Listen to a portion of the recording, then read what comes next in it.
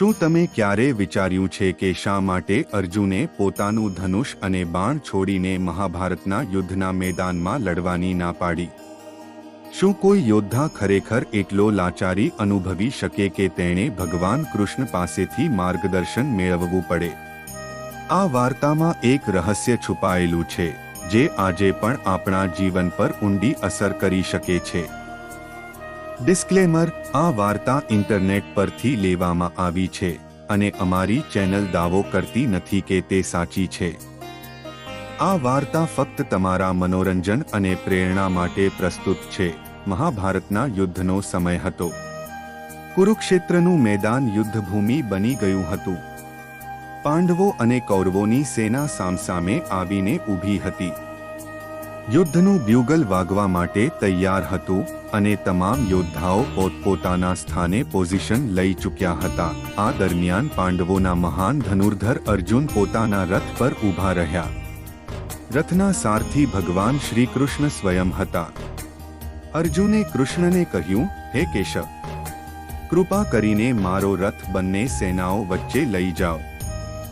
મારે જોવાનું છે કે આ યુદ્ધમાં કયા યોદ્ધાઓ ભાગ લઈ રહ્યા છે. શ્રી કૃષ્ણે અર્જુનની આજ્ઞા માની અને રથને બંને સેનાઓ વચ્ચે લઈ ગયા. ત્યાં પહોંચતા જ અર્જુને તેની આસપાસ નજર કરી.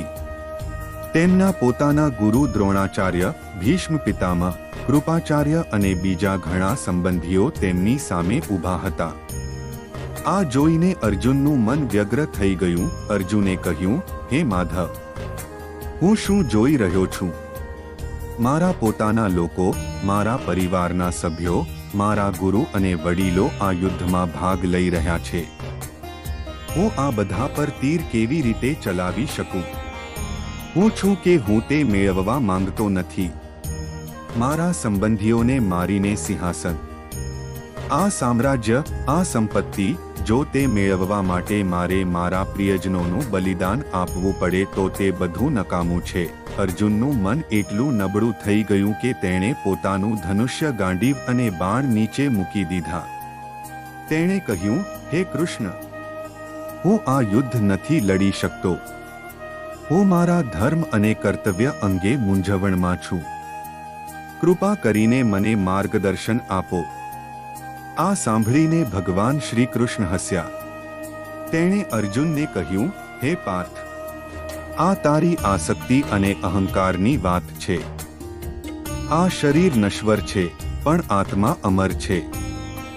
આજે જે જીવિત છે તે કાલે સમાપ્ત થઈ જશે, પણ આત્માને ન તો મારી શકાય છે અને ન તો કોઈ તેનો નાશ કરી શકે છે.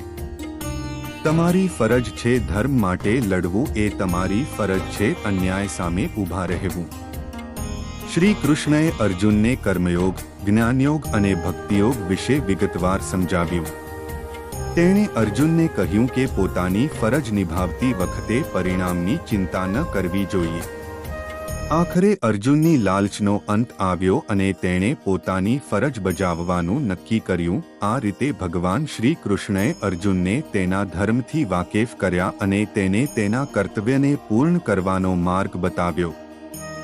મિત્રો, આ વાર્તા આપણને શીખવે છે કે જીવનમાં ગમે તેટલા મુશ્કેલ સંજોગો કેમ ન હોય, આપણે આપણી ફરજથી શરમાવવું જોઈએ નહીં.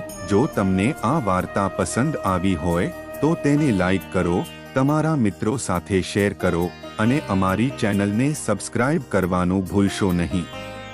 તમે આગળની વાર્તા કયા વિષય પર જોવા માંગો છો તેના પર ટિપ્પણી કરીને અમને જણાવો.